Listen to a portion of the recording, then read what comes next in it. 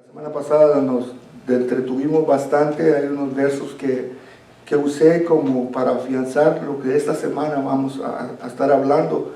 Y una de las cosas que el apóstol Pablo comienza en el versículo 1, donde dice, comenzamos otra vez a recomendarnos a nosotros mismos, ¿verdad? Usted pudiera decir, pero estaba nuevamente diciendo, porque estábamos hablando de que al apóstol Pablo en esta segunda carta, a él le toca estar reforzando de que él era apóstol, porque mucha gente se había levantado y había hecho hablar mal de él como apóstol, lo había puesto denigrando, y la iglesia en Corinto estaba siendo afectada por lo que esta gente hablaba.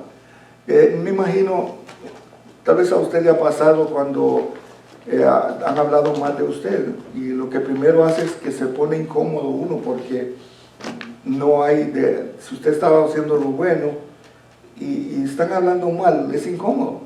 Entonces me imagino, me pongo en la posición del apóstol Pablo. Él fue el apóstol de ellos, él fue el que comenzó la iglesia, y sin embargo esta gente venía y por lo visto traía cartas, pero no eran de Jerusalén, de los discípulos de Jerusalén, sino que traían cartas de otros lados, poniendo en mal el apóstol Pablo. Entonces, lo que está hablando el apóstol Pablo aquí es como cuando a usted le dicen, ¿me puede dar una carta de recomendación? ¿Verdad? Y la carta de recomendación va sellada. Cuando le dan la carta de recomendación a la persona, va sellada. Entonces usted no va a saber lo que la persona le está recomendando, sencillamente que está diciendo lo que usted es como persona. Pero el apóstol Pablo dice, comenzamos otra vez a recomendarnos a nosotros mismos. Como quien dice, ¿necesito yo una carta de recomendación con ustedes? Y eso es lo que el apóstol Pablo está diciendo en esto. O tenemos necesidad, como algunos, de cartas de recomendación para vosotros, o de recomendación de vosotros.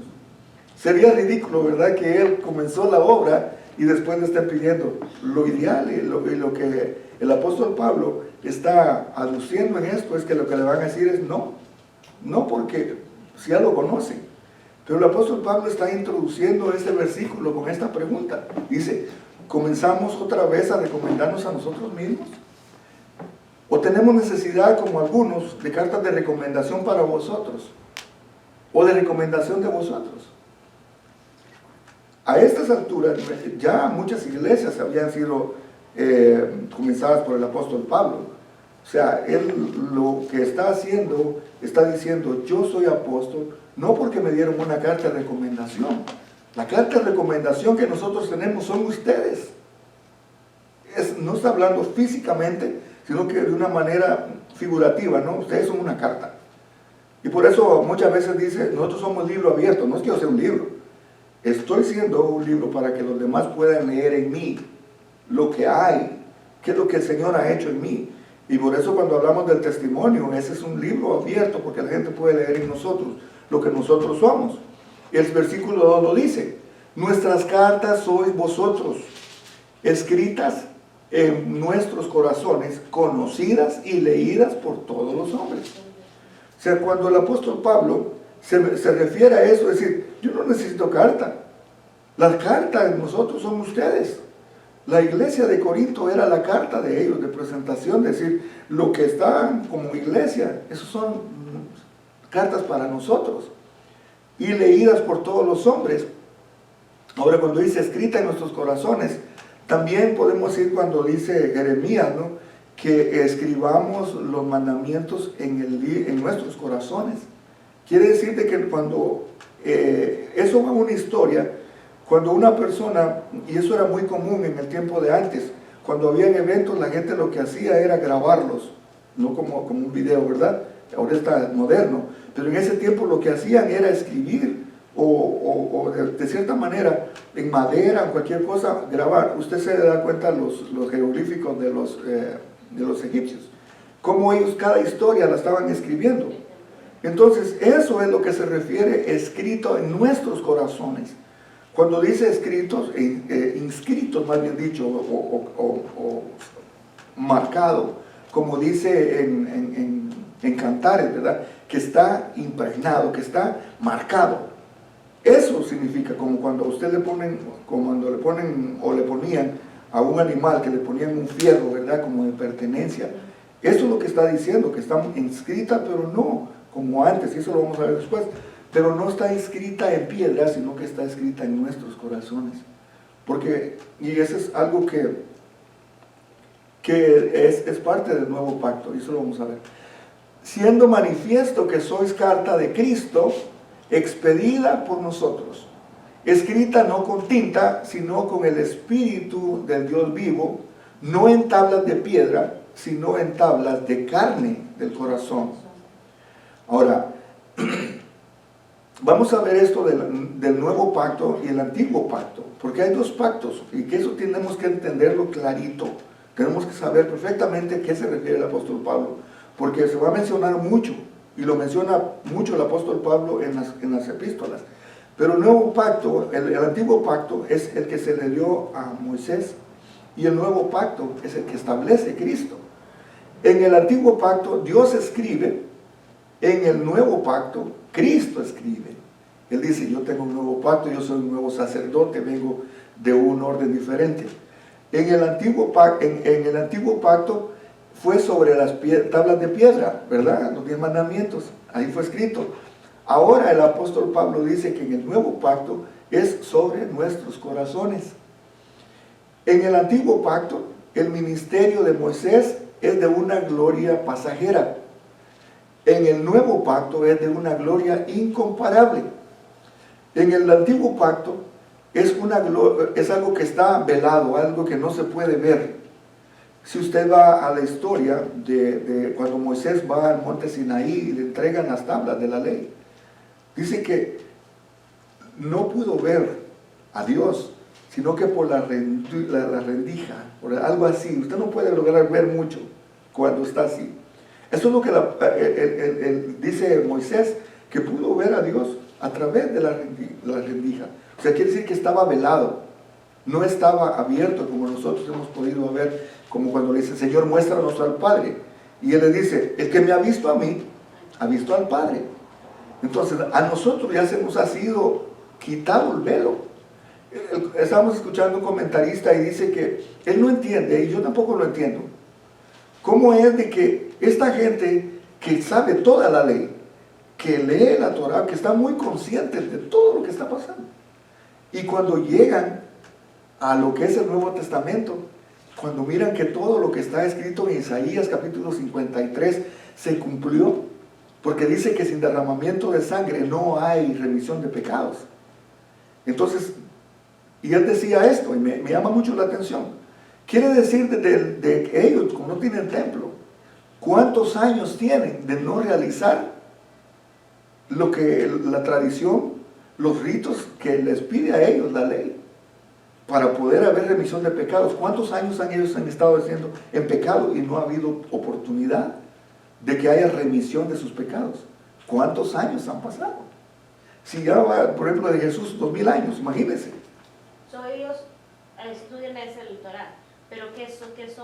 ¿Son una secta, una religión? ¿O? La Torah es los 39 libros del Antiguo Testamento, ellos lo estudian.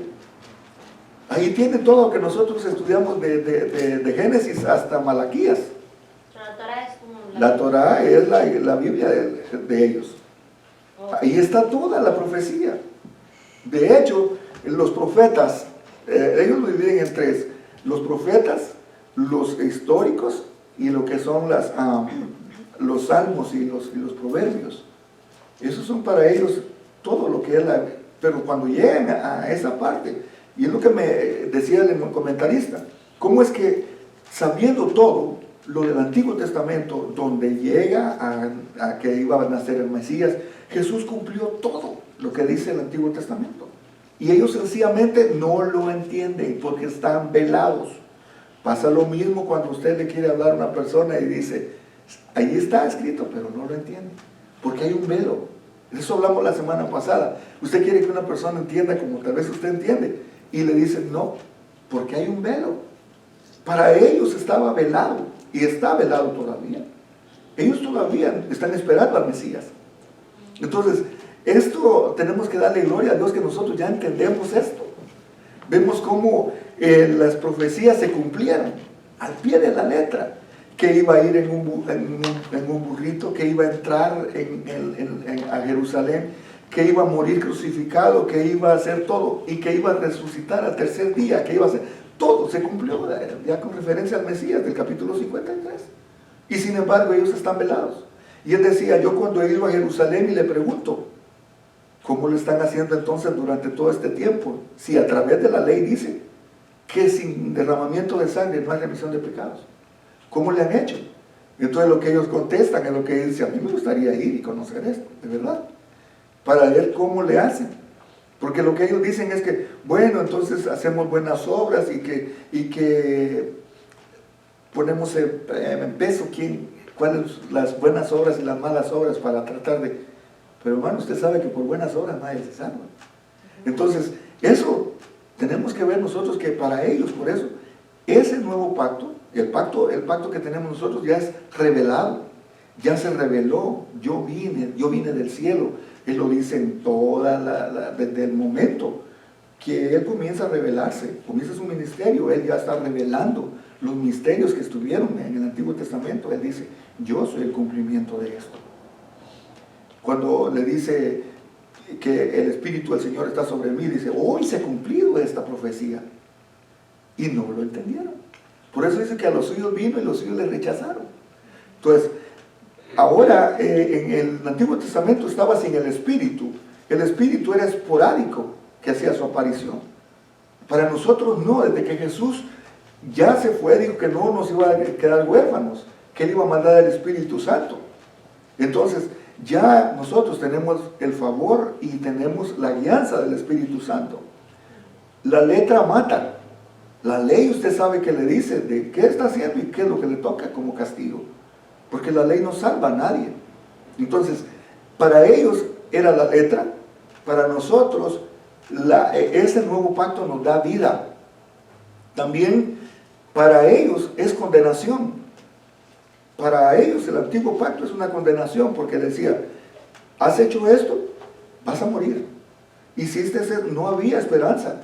Y por eso le estoy diciendo de que en el Antiguo Testamento no había esto como Cristo Jesús vino a quitar el pecado del mundo. Y lo dice Juan el Bautista, cuando le dice, he aquí el Cordero de Dios que quita. Oiga, esa palabra es interesante. Que quita el pecado del mundo. Porque en el Antiguo Testamento lo que se hacía era que se mataban corderos, depende de cómo fuera el pecado, ¿no? Si el pecado era grande y la gente tenía dinero, pues tenía que matar una oveja, tenía que matar un cordero. Y la sangre de eso se rociaba para cubrir el pecado. El pecado no desaparecía. Entonces el pecado estaba ahí. Pero cuando viene, por eso dice, he aquí el Cordero de Dios, que quita. Él quita el pecado. Ahora muchas veces nosotros, ¿verdad? Jesús nos quita el pecado, pero nosotros vamos detrás recogiendo los pecaditos. Entonces esa ya es opción nuestra. Pero Jesús vino a quitar el pecado del mundo. Para el Antiguo Testamento, el nuevo pacto era una condenación y abolición. Para nosotros el nuevo pacto es justicia y permanencia. Porque el nuevo pacto no termina. El nuevo pacto Cristo lo inauguró y nosotros somos parte del pacto. Ahora, volviendo al capítulo 2, ¿verdad? Porque nada más lo hago para que ustedes lo tengan como referencia de la diferencia de los dos pactos, porque es muy diferente. En el antiguo pacto los sacerdotes eran del orden de Leví, ¿verdad? Estaba Aarón y sus hijos, y esa era la única tribu que tenían como sacerdotes. En el nuevo pacto de Jesús, dice que Él viene de un nuevo sacerdocio del orden de Melquisedec, que no tiene principio ni tiene fin. Él es nuestro sumo sacerdote. Él es el que no hay otro más arriba de Él. Entonces, esa es somos bendecidos como iglesia por tener esto. Y el apóstol Pablo menciona esto donde dice que expedida, el verso 3 dice, siendo manifiesto que sois carta de Cristo, expedida por nosotros, escrita no con tinta, sino con el Espíritu de Dios vivo, no en tablas de piedra, sino en tablas de carne. Cada uno de nosotros tenemos que guardar los mandamientos. Se recuerda que la semana pasada estábamos hablando de eso, del mandamiento que Jesús le dice. Y le dice, el gran mandamiento es: amarás al Señor tu Dios con todo tu corazón. Ahí estamos hablando de que los mandamientos del Señor tienen que estar en nuestro corazón. Otro verso que dice: en mi corazón he guardado tus dichos para no pecar contra ti.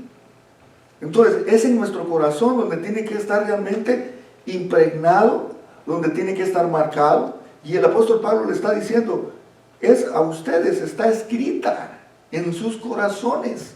Lo que Cristo, lo que yo les prediqué de Cristo, tiene que estar en sus corazones. No tiene que estar porque acuérdense, eran judaizantes los que venían, los que querían imponerle la ley, lo que querían hacer los judíos a los gentiles. O sea, si le ponemos atención a esto, vamos a ver, en este tiempo hay mucha gente que está yéndose más a los ritos que la gracia de Dios. La gracia de Dios no la podemos comprar con hechos, no lo podemos comprar con obras. El apóstol Pablo lo dice, porque por gracia sois salvos por medio de la fe. Y esto pues es un regalo de Dios. Nadie puede hacer tantas cosas buenas para ganarse el favor de Dios. Es por la pura misericordia de Dios. Entonces él dice, ya el Espíritu de Dios vivo, no en tablas de piedra. Ya no está escrito como está en los 10 mandamientos, las tablas de piedra. Ahora usted y yo estamos escritos, esos mandamientos están en nuestros corazones. Y desde el momento que están escritos en nosotros, hay gente que va a poder leer. Hay gente que va a poder leer. Donde usted vaya, van a poder leer lo que Dios ha escrito en nosotros. El verso 4 dice, y tal confianza tenemos mediante Cristo para con Dios. En el verso 5 dice, no que seamos competentes por nosotros mismos para pensar algo como el nosotros mismos, sino que nuestra competencia proviene de Dios. Hermano, nuestra naturaleza es pecaminosa. El domingo estuve hablando muchísimo de esto. Creo que demasiado, tal vez se hablaron tantos textos. Nuestra naturaleza es pecaminosa y el mismo apóstol Pablo dice, lo que quiero hacer no hago. Esta es nuestra naturaleza, hacer lo malo. Usted mira a un niño chiquito recién nacido que nadie le ha enseñado nada y sin embargo ya se avienta sus mentiras. Ya se está defendiendo. Y usted lo puede ver en la naturaleza humana porque es una naturaleza caída. Entonces, no es que seamos competentes en nosotros. Hermano, tenemos que saber y entender que siempre tenemos que depender de Dios. No nos creamos nosotros que ya la hicimos. Tenemos que tener dependencia. Por eso es que bienaventurados los pobres de espíritu. Por eso es que bienaventurados los que lloran, porque saben que su naturaleza, nuestra naturaleza humana nos va a fallar. Por eso bienaventurados los mansos, porque pudiéramos ser peleoneros y vengarnos, pero le dejamos la venganza al Señor. Y tenemos mansedumbre, ¿verdad? Esperando en Dios. Y así todas las bienaventuranzas tienen que ver mucho. ¿Qué clase de corazón nosotros tenemos? El verso 6 dice, el cual asimismo nos hizo ministros competentes de un nuevo pacto, no de la letra, sino del Espíritu, porque la letra mata, más el Espíritu vivifica. Ahora nosotros, bueno, dice, no que seamos, Él nos hizo ministros. Y esta palabra muchas veces la hablamos nosotros, ¿no? Pero realmente ministro es una persona que está administrando los dones que nos dieron. En el devocional de hoy en la mañana decíamos que nosotros tenemos que servirnos unos a otros, ¿verdad? De esa manera nosotros vamos a ministrarnos unos a otros. Yo necesito de usted. Si yo veo que estoy haciendo cosas y yo veo indiferencia y apatía, quiere decirte que yo necesito su servicio. Usted necesita el mío y nos tenemos que acoplar. No, aunque seamos muy súper espirituales como quisiéramos verlo, pero realmente nos necesitamos unos a otros, porque lo que Claudia tiene es complemento para mi vida, lo que hermana Araceli tiene es complemento para mí, y así todos tenemos que saber que nos completamos. Por eso cuando estamos como iglesia reunidos, estamos el cuerpo completo, y así tenemos que sentirnos parte del cuerpo, no decir, bueno, yo no sé que soy en el cuerpo, Pero si usted no sabe, ¿cómo voy a saber yo? ¿Cuál es su motivación? ¿Qué es lo que el Señor le está diciendo que ministre? Acuérdese, en 1 Corintios hablamos de los dones motivacionales, ¿no? Mi motivación tiene que ser ¿qué? Porque eso me va a decir en dónde ministre. Aquí dice que nosotros somos ministros. Él asimismo nos hizo ministros competentes de un nuevo pacto. No puede decir, es que yo no puedo hablar muy bien. Si no le están diciendo que hable de usted, hable de Dios. ¿Verdad? Por nosotros, hermano, van a haber muchas cosas. Pero Él nos hizo competentes. Oiga esa palabra, porque muchos podrán decir, no, es que yo no puedo ni hablar muy bien. Un verso que usted le hable a una persona y se lo dice con la autoridad y como lo que usted entiende, eso es competente como para decir, wow, esta persona me sacó yo me consideraba muy bueno, pero esta persona me está hablando, porque nos ha hecho competentes. Cuando habla de competentes es que hay una competencia. Y cuando hay competencia hay unas personas que saben más, otras personas que saben menos, unas personas que son más fuertes que otros. Pero Él nos ha hecho competentes, dice la palabra, de un nuevo pacto. No que vayamos a querer saber tanto de lo que es la ley, porque prácticamente para nosotros la ley no es, como Jesús dijo que Él no vino a abrogar la ley, no vino, a eso nos sirvió, sí, en su tiempo. Pero nosotros conocemos algo mejor, que es la gracia de Dios, y que es Cristo, el que nos ha venido a salvar. Entonces, este nuevo pacto, tenemos que saber que, y el apóstol Pablo les habla a los corintios, porque si otros querían venir a ponerle la ley, les dice, ustedes ya son competentes para un nuevo pacto. Y ahora no de letra, no de lo que está escrito, porque acuérdense, si esto le sirve a usted de información, si algo es auténtico, si algo es tan delicado que lo han seguido los que escribían la ley, los escribas, habían unos que se llamaban los masoretas, que eran personas que estaban estudiando tilde y jota de la ley. Los escribas y los fariseos se conocían por conocer la ley. Entonces no está hablando de que todo ese conocimiento que tienen, sino que está hablando no de letra, sino que está hablando del Espíritu. Porque el Espíritu Santo me puede revelar cosas. Yo no estoy hablando de que como alguien, el Señor dice esto y no, pero el Espíritu Santo puede revelar. Cuando una persona viene a querer engañarla y el Espíritu Santo le revela, ten cuidado, hay algo que no concuerda con esta persona, se oye muy bonito. Y usted dice, no sé, pero esta persona está hablando, pero no me convence. ¿Quién es? Es el Espíritu Santo. Porque el Espíritu Santo dice que revela.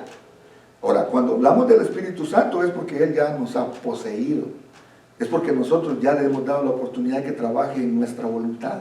Y Él va a tomar nuestras emociones, Él va a tomar nuestro intelecto, nuestra mente y nos va a usar y nos va a hacer competentes.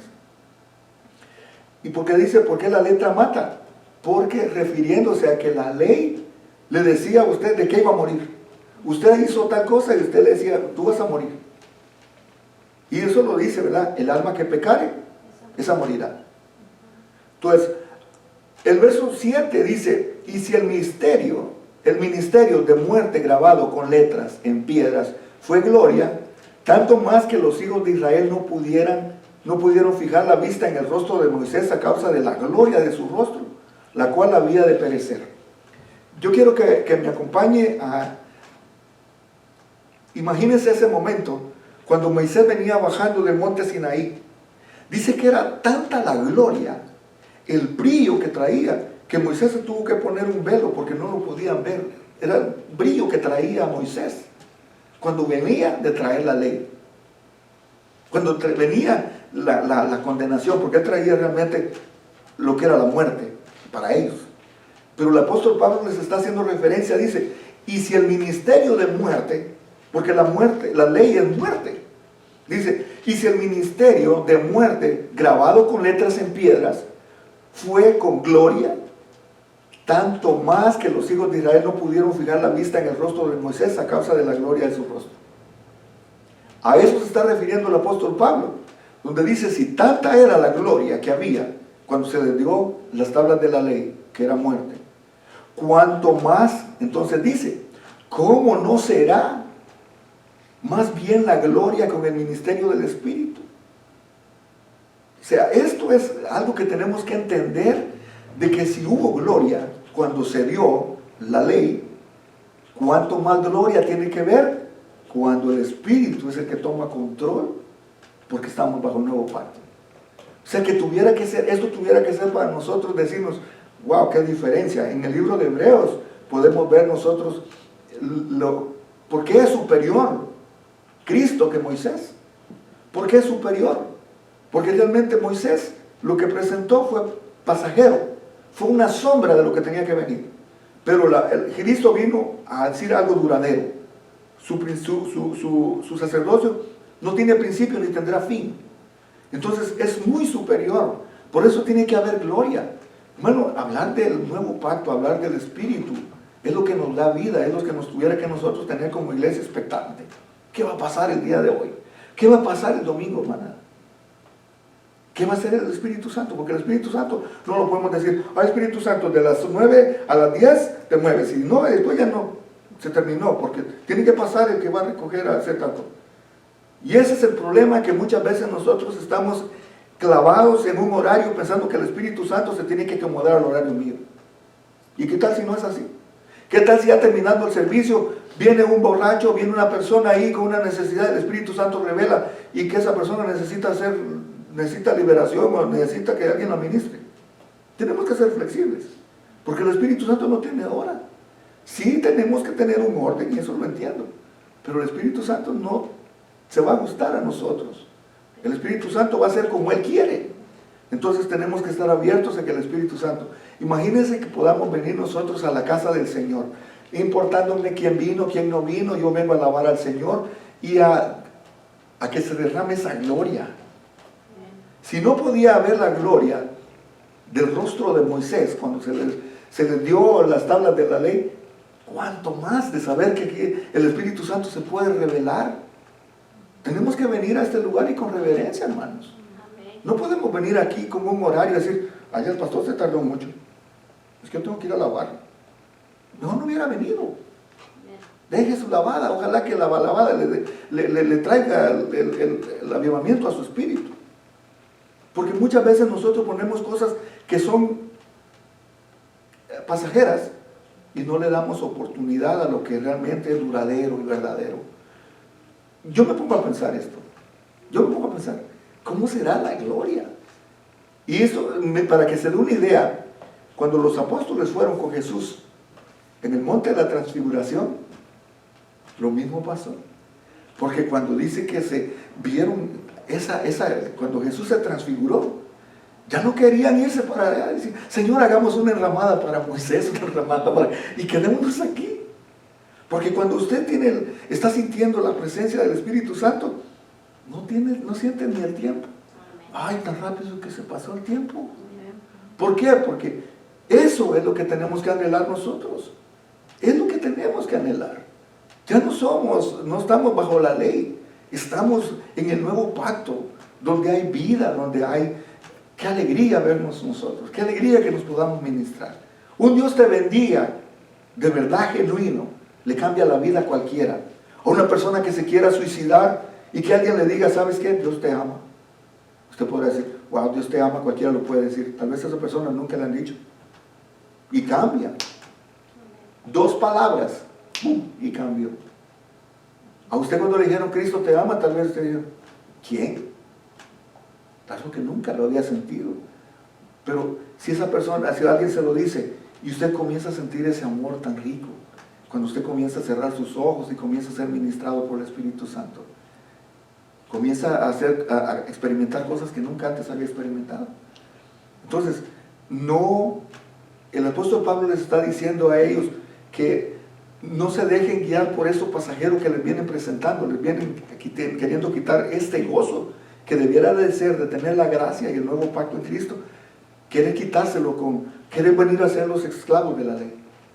Esas son las cosas que nosotros tenemos que ver en este tiempo, que la iglesia estamos para celebrar, la iglesia estamos para disfrutar que ya somos libres, ya somos libres para hacer lo bueno, somos libres para levantar nuestras manos, glorificar al Señor. Si a alguien le molesta que usted levante las manos, cierre los ojos. ¿Qué le puedo decir? Usted está con Dios. Imagínese que tal vez la semana ha sido tan pesada para usted. Usted viene arrastrando, llegando a la iglesia. El momento que está la alabanza y usted se olvida y comienza el Señor, el Espíritu Santo a ministrarle. ¿Quién soy yo para quitarle su gozo? ¿Quién soy yo para decirle, aquí no? ¿Y entonces dónde? Si este es el lugar para alabar a Dios. Es un lugar para que dijeran, quiten al pastor, demasiado habla, ya mejor alabemos y adoremos al Señor. Yo no me enojaría, porque el Espíritu Santo es mucho superior, mucho mejor. Entonces, eso, hermano, el apóstol Pablo estaba diciéndole realmente que le pusieran atención a lo que era importante. En el versículo 9 dice, porque si el ministerio de condenación fue con gloria, mucho más abundará en gloria el ministerio de la justificación. Díganme cómo se pusiera usted si usted sabe que lo van a condenar a cadena perpetua, porque lo que hizo no tiene perdón. Y que de repente entre la persona a la corte y diga, ¿sabe qué? Yo pago todo eso por la persona. ¿Cuál sería la actitud de usted? Agradecido, hermanos, y a Dios tenemos que servirle por agradecimiento. Pero somos tan mal agradecidos que se nos olvida de dónde Dios nos sacó. Entonces, discúlpeme si soy claro en esto, pero no puedo decirle otra cosa. Si Él ya nos dio, y miren, no nos estamos justificando por nuestras obras. Ese es el segundo paso de la salvación, la justificación. Si Dios, la santificación, porque somos salvos tenemos que santificarnos. Porque somos salvos, Dios nos justifica. Y dice, bueno, yo pagué un precio en la cruz del Calvario. Ya, santifícate, porque ya estás salvo. Pero esto, la justificación, no es otra cosa. Cristo nos justifica a nosotros ante Dios. Cuando viene el diablo, y dice que en Apocalipsis dice que el diablo viene a acusarlo a usted y a mí, día y noche. ¿Se puede imaginar que alguien lo ande acusando a usted todos los días? Ya. Fíjese que fulano de tal hizo tal cosa. Usted tal vez no se ha puesto a pensar en esto. ¿Cómo se pondría usted cuando alguien lo viene a acusar? Y dice que el diablo viene a acusar a los escogidos día y noche. Eso pasó con Job. Dios, diablo, de rondar la tierra. ¿Y no has visto a mi siervo Job? Ah, pero no va a ser por gusto. Y mire la discusión que se echó con el Señor. Póngase usted. Cuando usted hizo algo, no le voy a poner a que se sienta usted, ay, ya. Para que se dé cuenta que cuando nosotros cometemos alguna falta, el enemigo también nos va a acusar. Pero dice, en Juan dice, hijitos míos, si alguno hubiera cometido pecado, abogado tenemos a Cristo. ¿Verdad? Tenemos un abogado, para que el enemigo no nos venga a acusar todo el tiempo. ¿Tienes algo contra mí? Ve contra el Señor, porque Él ya pagó en la cruz del Calvario por mí. Y qué hermoso, hermano, que ya no tiene el diablo de donde agarrarnos. Por eso, en la medida que nosotros vamos creciendo espiritualmente, conociendo la palabra, nos vamos liberando de muchas cosas. Y cuando una persona, un hermano, cuñado, lo que usted quiera, venga y lo quiera acusar, dile, ok, ¿sabes qué? Estás tomando el lugarcito del diablo. Cambia de posición porque estás muy mal. Una persona cristiana, hermano, tiene que tratar la manera de no caer en un papel de andar acusando a los demás. Es malo, no trae edificación. Si en todo caso decirle, ¿sabes qué? Yo estoy orando mucho por ti. Estoy orando por tu vida, que el Señor te levante, el Señor te restaure. Ven, vamos a orar. Eso es mucho más que andar poniéndole el dedo. Ya soy hijo fulano tal. Y lo único que me puedo decir, hey, ¿de dónde vienes? De rondar la tierra. Solo falta que le diga yo, y no te has fijado en mi siervo Job. Tremenda la palabra, ¿verdad? Nos confronta, pero nos conforma, nos conforta. La palabra de Dios es lo bueno, hermano, que la palabra de Dios tiene estos principios, que nos exhorta, nos anima, nos instruye, nos redarguye, nos instruye, nos enseña. La palabra de Dios es hermosa. Entonces dice el verso 9, Porque si el ministerio de la condenación fue de gloria, mucho más abundará en gloria el ministerio de la justificación. El verso 10 dice, porque aún lo que fue glorioso no es glorioso en este respecto, en comparación con la gloria más eminente. El apóstol Pablo está diciendo de que la gloria con la que Jesús va a venir un día, la gloria que va a haber un tiempo, hermano, va a ser hermoso. Va a ser realmente no cuestión de sonido, no cuestión de luces ni nada. No confundamos las cosas. La gloria del Señor tenemos que celebrarla todo el tiempo. Cuando venimos a la iglesia, tratemos de que su gloria sea exaltada, de que venimos a darle gracias al Señor porque murió por nosotros. Dale gloria a Dios a través de Jesucristo, hermano. Para eso fuimos hechos nosotros. Y el verso 11 dice, porque si lo que parece tuvo gloria, mucho más glorioso será lo que permanece.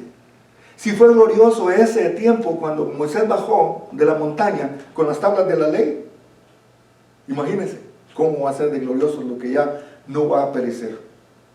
Ahorita no se sabe ni dónde están las tablas de la ley, porque estaban en el arca del pacto. ¿Dónde están las tablas de la ley? Tal vez no se había puesto a pensar usted en eso, ¿verdad? Pero las tablas de la ley iban en el arca del pacto. Ahí iba la vara de Aarón y un puñado de maná. Pero las tablas de la ley ya no están, porque fue pasajero. Pero lo que Dios vino a hacer a través de Cristo es permanente. Y eso es lo que nosotros tenemos que seguir. Permanente quiere decir, como dice, vamos a estar de generación en generación. Si Cristo viene y nosotros nos morimos antes, hermano, no se preocupen. Que nuestras generaciones sigan creyendo esto. Y ahora el verso 12 ya dice, así que teniendo tal esperanza, usamos de mucha más franqueza. Si tenemos esperanza de que el nuevo pacto nos da a nosotros esperanza.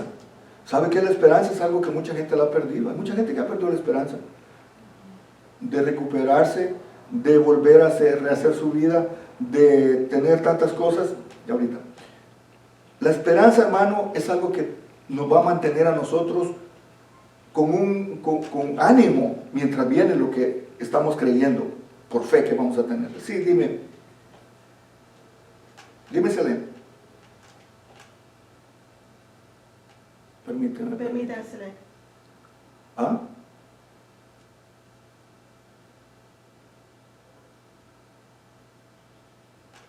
Sí, dime, Selene. ¿No me escucha? Sí, ahorita te escucho. Cuando Dios escribió los 10 mandamientos y Moisés los destruyó, ¿verdad que Moisés las volvió a escribir él? Las volvió a escribir. La tuvo que escribir él. Acuérdate, a él se le dieron las dos tablas las dos tablas, 5 y 5, ¿verdad? Mandamientos en cada una. Pero cuando él vino y se dio cuenta de que estaban todos, habían hecho un becerro de bronce y que habían hecho, prácticamente estaban adorando a ese becerro de oro, Moisés se enojó y las tiró y las quebró. Entonces Moisés tuvo que subir otra vez y hacerlas. Es lo que la palabra de Dios dice. La diferencia fue que las primeras tablas fueron dadas y Dios las había escrito. Ajá. Y esta vez Él tuvo que escribirlas. El hombre tuvo que escribirlas. Entonces, sí, ese es básicamente el principio aquí, de que la ley en ningún momento, la ley en ningún momento fue mala. La ley ha sido buena, porque la ley nos hizo saber de que necesitábamos un Salvador. Por la ley sabemos de que nosotros necesitábamos a alguien que pagara los pecados por nosotros. La ley nos hizo saber a nosotros de que no damos la talla. La ley nos hizo saber a nosotros de que somos incapaces de vivir eternamente con Dios por nuestra fuerza. Y lo estamos viendo en 2 Corintios, que no nos justificamos por nosotros, nos justifica Dios a través de Cristo. Sí. Pastor, ¿me escucha? Sí. Entonces, ¿de dónde fueron 10 mandamientos, ¿no? Uh-huh. ¿De dónde sacan los judíos? Sí, los judíos, ¿verdad? Sí. Los demás mandamientos que de la Torá, ¿no? Muchos de ellos están ya en el Levítico, que por ejemplo, todos los cinco libros del Pentateuco, Génesis, Éxodo, Levítico, Números y Deuteronomio, hay mucho mandamiento. Y esos mandamientos son muchas veces en la purificación del cuerpo. Por ejemplo, si una mujer, ahí te daban detalle en muchas cosas. Una mujer que acababa de estar en su menstruación no podía estar porque era impura, no podía pasar un sacerdote, todo lo que tenía que ver. El libro de Levítico, prácticamente más Levítico, ahí están todas las leyes y ahí hay mucho mandamiento. Para nosotros, con lo que conocemos, la mayoría son 10. Jesús lo resume en uno, ¿verdad? Y amarás a tu prójimo. Pero hay muchos más mandamientos. Hay un mandamiento por cada día. Ahí son 365. Pero hay otros mandamientos que son ya... Es que ellos tienen muchos mandamientos. Acuérdate que ellos todavía están viviendo la ley. Ellos todavía están bajo la maldición de la ley. Entonces, Jesús por eso dijo, ese es el mandamiento. Por ejemplo, te voy a decir, ¿por qué dice que si alguien viola un mandamiento, violó toda la ley? Y así es. Porque si cumpliste 9, pero fallaste 1, ya violaste toda la ley. Entonces, si, por ejemplo, decir, si yo amo a Dios con todo mi corazón, no voy a mentir, no voy a robar, no voy a desear. ¿Cuántas cosas que solo con el amar a Dios? Entonces, si amamos a Dios, se nos va a hacer fácil amar al prójimo. Si no amamos a Dios, va a ser muy difícil. Acuérdate el devocional que estábamos hablando ahora.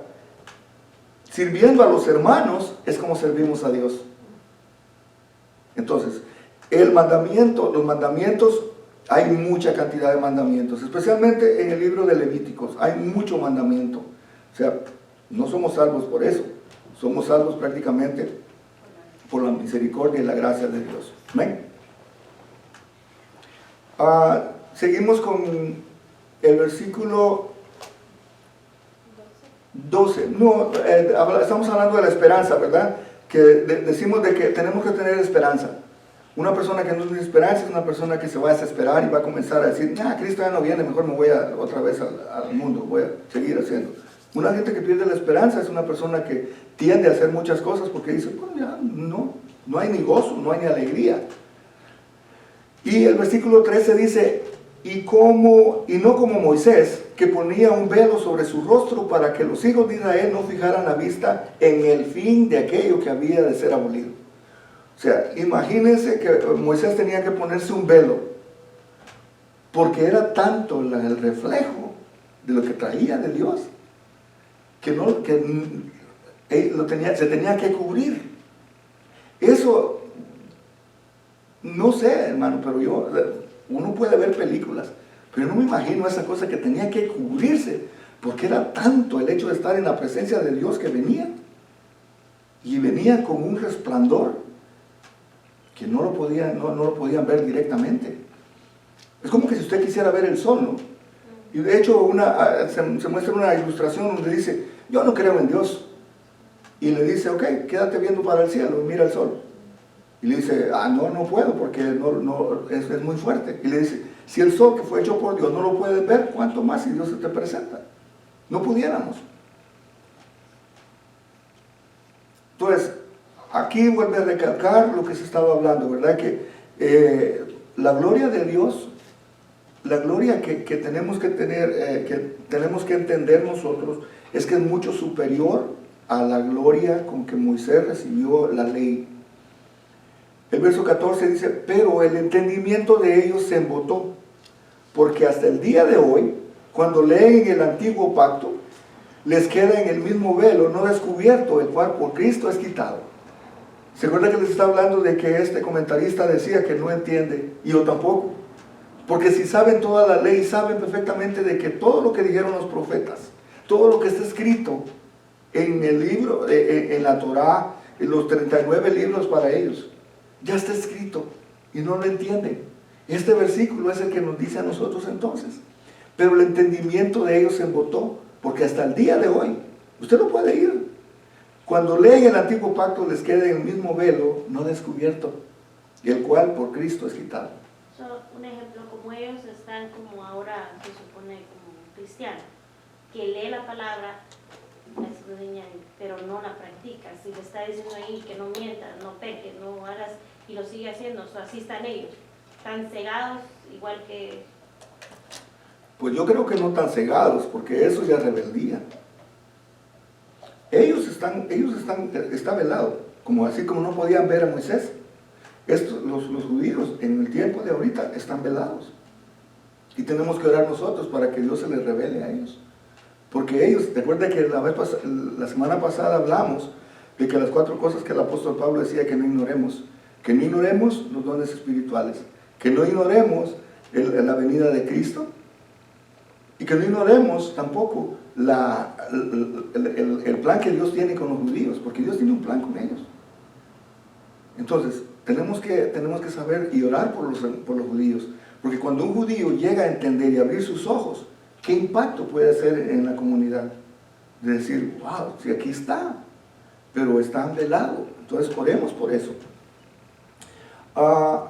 El verso 15 dice, y aún hasta el día de hoy, cuando se lee a Moisés, el velo está puesto sobre el corazón de ellos.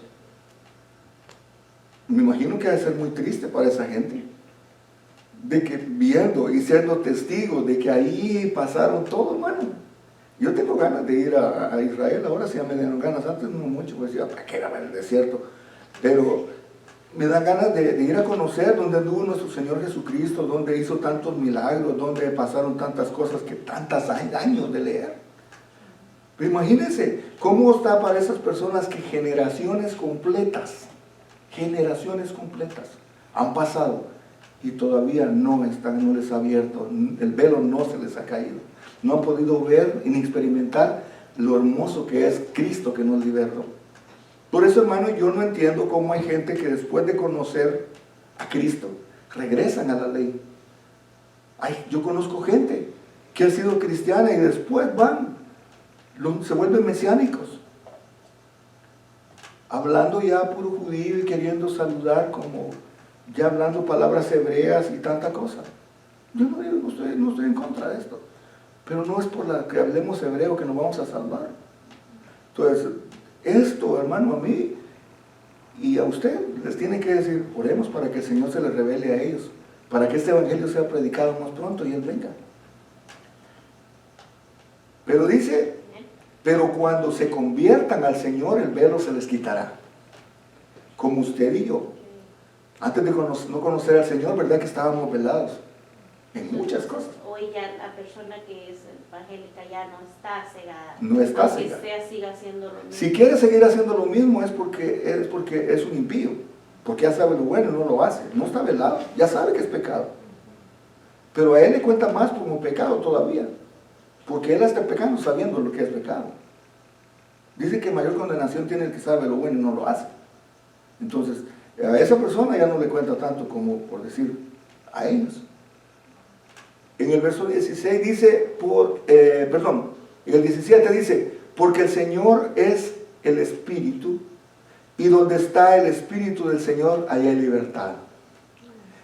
Ya somos libres, ya no somos esclavos de la muerte, ya no somos esclavos de la ley, somos libres.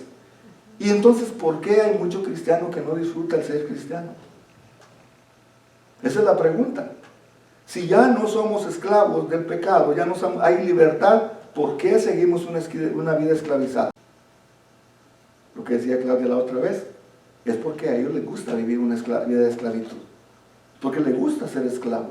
Pero Cristo nos vino a libertar. Él nos vino a quitar que la ley ya no tiene que ver con nosotros. Ya nosotros somos salvos por gracia. Sí. Me contestó mi respuesta, aquí lo mire. Quiero compartir esto que dice, cuando una persona llega a ser cristiana, Cristo remueve su velo, dándole vida eterna y libertad de tratar de salvarse por la ley. Sin el velo podemos ser como un espejo que refleja la gloria de Dios. ¿Ah? Es lo que le estoy diciendo.